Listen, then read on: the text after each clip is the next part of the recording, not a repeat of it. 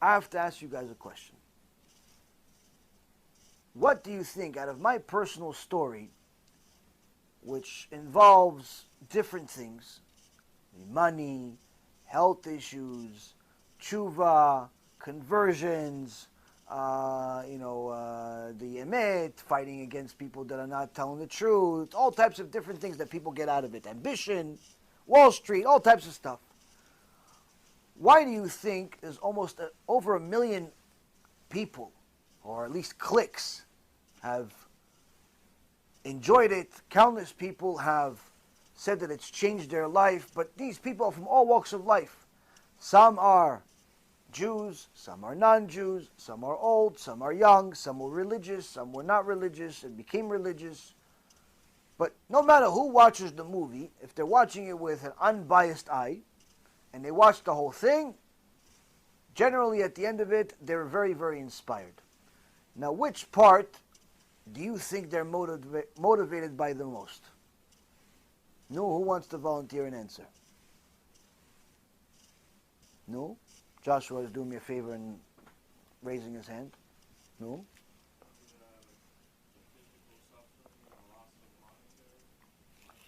Why?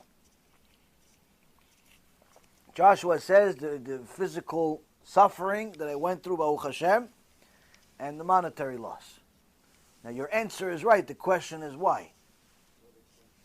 Why do they care about that? Why can everybody relate to it? No, give me the final answer.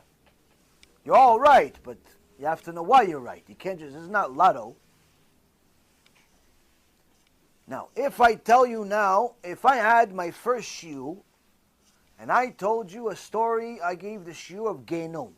Pirkei Avot number 84, Genom. Now I know everybody that showed up to that lecture was scared permanently. Till this day, they still have a little bit of nightmares. It's good.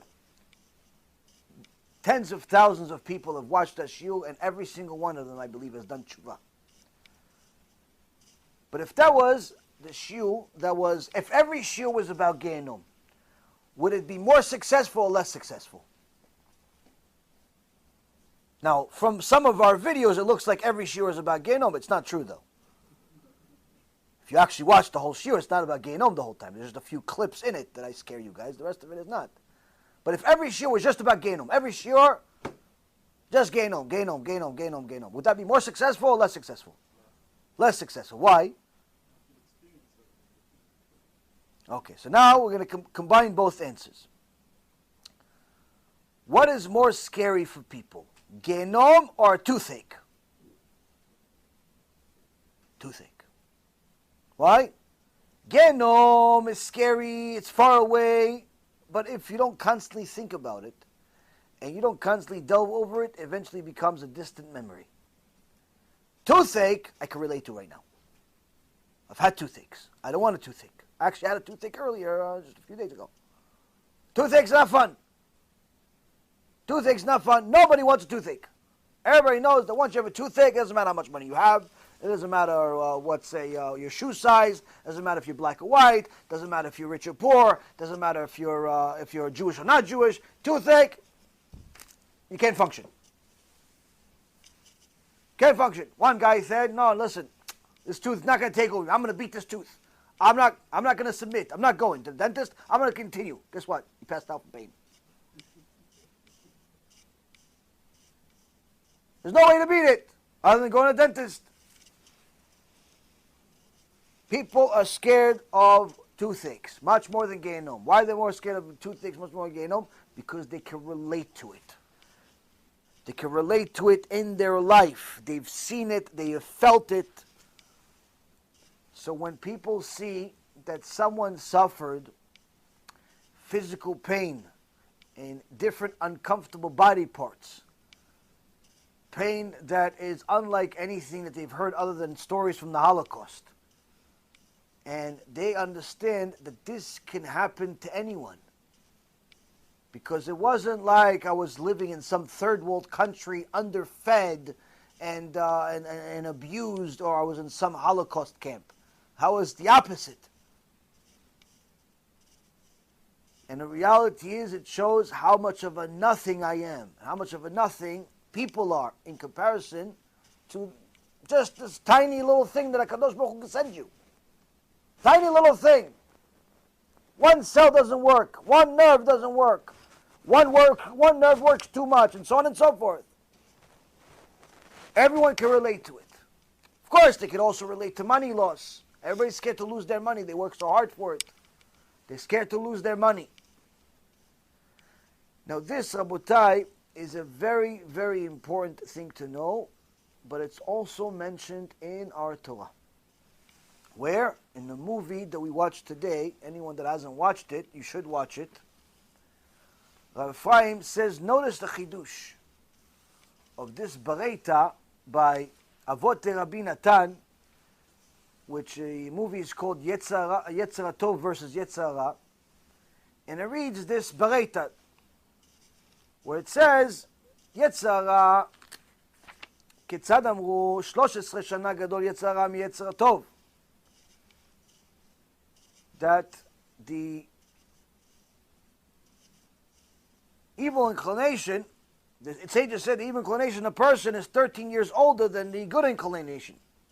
And it talks about how for the first 13 years the person does different things. He gets accustomed to violating Shabbat. He gets accustomed to doing all types of sins. And the Yetzirah doesn't bother him, obviously, because the Yetzirah likes that he's doing all these sins. And the Yetzirah is not there. The Yetzirah Tov, the good inclination, is not even there yet. He's not even born yet until he's 13 years old for the guy, or 12 for the girl. But once he gets to that age, and the Yetzirah Tov is born, the Yetzirah Tov says, empty one! What are you doing? You're violating Shabbat. Don't you know that HaKadosh Baruch Hu says, Mechalelea mot yumat, that someone that violates Shabbat is going to kill him? He says, empty one, what are you doing? Committing immorality. Don't you know that HaKadosh Baruch Hu says, Yotze dam ma'adam, damo yishafech? Mutzi dam ma'adam ba'adam, damo yishafech? Don't you know that spilling seed, committing immorality, HaKadosh Baruch Hu says is going to spill your blood? So Rabbi Ephraim says, look at the chidush here. What is the Yetzirah Tov telling this person that's sinning? Is he telling him about Gehenom? Is he telling him Kafakela? Is he telling him, listen, Hashem's going to swing you from one end to the other? You tell him it's going to be... No, what are you telling him? Tell him, listen, you idiot. He's going to kill you. You fool. He's going to spill your blood. You fool. You're going to sin. You're going to have physical pain. Physical pain. You want pain? No. Okay, do TeShuva. Okay. This is, Rabotai, what our Yetzirah Tov constantly tells us. We need to understand a lot of things in a way that we can relate to. But at the same token, come the Chachamim and tell us many, many different aspects of the supernatural, of the mystical, of the things that are afterlife. Why? A balance of both. To know about heaven, to know about Gehenom, to know about cancer, to know about AIDS, to know about all the different things. Because the balance of all of these things, if a person learns about them and develops the right foundation of fear, he can start building a better quality fear. Once you have a good foundation of fear of Hashem, you're afraid to lose, you're afraid to get hurt, you're afraid to get to a bad place. Now you can build a relationship with Hashem to get to a better quality of fear. What's the better quality of fear? A fear of hurting your relationship between you and Hashem. Just like a fear of hurting your relationship between you and your spouse. You're not afraid that your spouse is going to hit you physically. If you and her are normal, you're not afraid of that. What are you afraid of? If you try to have a good relationship, you're afraid of hurting each other. Emotionally, yelling, screaming, cursing, all sorts of things that people do to each other when they don't pay attention. So a person needs to make sure that they don't hurt each other in a relationship. Needless to say, if a person has a good foundation of fear of losing in this world and the next, he can now get to a higher level of fear, which is fear of hurting the connection between him and Hashem, her and Hashem. But you can't get to the second level without the first level. This is why the Yetzer Tov at 13 years old tells them, listen, you go against Hashem, he's going to hurt you physically. He's going to give you a pain in the most uncomfortable part of your body. You're going to curse the day you were born. And you can't just stop it. Oh, stop it, Hashem, I'll do TeShuva. It doesn't work that way. Hashem doesn't dance to your tune. Once you force Hashem's hand, that's it. You're lucky if it stops ever. So, that's why, Rabotai, HaKadosh Baruch Hu sends different Chachamim, different Nevi'im, different people with different skills to help Am Yisrael do TeShuva. But the most successful way has always been what the Yetzer Tov is doing, which is scaring people. Why? That is, Rabotai, the number one motivator for human beings. In fact, the number one motivator for all beings, all living beings, are driven by fear. You go to the woods, you start seeing a bunch of animals running, but they're not about to eat you, they run past you, they're scared of something. What? Could be an animal, a predator, a fire. That's what's motivating them to care less about you with or without your gun, and they're running past you. Why? Because they're scared of something much worse than you. You start seeing people run into the store, careless, start taking stuff. They're scared of something much more than the police. Scared of starvation, scared of something else. You start seeing people lock themselves up in a house for 2 months.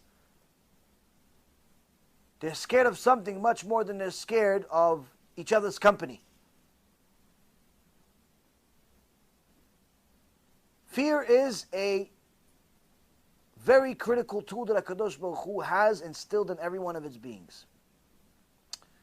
And to instill fear in people is important, but only if it's the right fear. Because the Gemara says, someone who instills fear in people just for his own sake, for them to be scared of him, for them to be scared of her. Doesn't matter if it's a man or woman. Doesn't even matter if it's for a public or even for your own family. Mother just makes her kids scared for no reason. Father makes the kids and the wife scared just for no reason. The wife makes the husband scared just for no reason. She wants him, he'll respect me. Why? Because I come from such and such family. He'll respect me because I do this, this, and that. He'll show respect because I'm the man. One of these Arab mentality people, HaKadosh Baruch Hu says, I hate you. That's what the Gemara says. It's one of the few people in the world, HaKadosh Baruch Hu says, somebody instills fear into the people for no reason, for his own sake, Hashem hates him. Why? You're misusing my number one tool. How do we know it's his number one tool? Gemara, Masechet Shabbat, says, Yirat Hashem iotzaro. The fear of Hashem, that's his treasure. It's his treasure, that's his number one tool, fear. So anyone that comes to you and tells you, no, you're just instilling fear in people, this Musar is instilling fear in people. Where do you live, in planet Mars? What do they use in Mars over there? What do they use? Gummy bears? How do you live? Why'd you eat today? I was hungry. So what? Don't eat. Show the hunger that you could beat it. You're stronger than the hunger. Don't eat. No, I have to eat. Why? I'm scared I'm going to die. Oh, so you're scared. Fear does work, doesn't it? Hold your breath for 10 minutes. No, why? I'm afraid I'm going to die. Oh, so you're scared. I thought fear is bad. No, it's not that type of fear. What do you mean? Why are you picking and choosing? Fear is fear. Fear is a tool that HaKadosh Baruch Hu uses. But if you misuse it, Hashem Yishmor v'Yatzil.